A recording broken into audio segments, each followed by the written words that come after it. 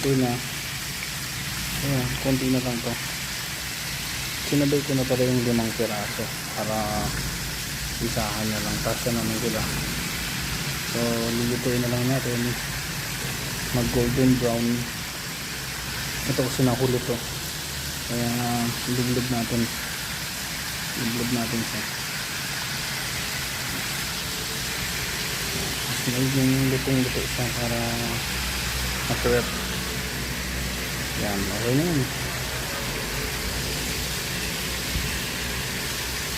Bango mga lodi. Panalo na naman yung chicken nito, oh.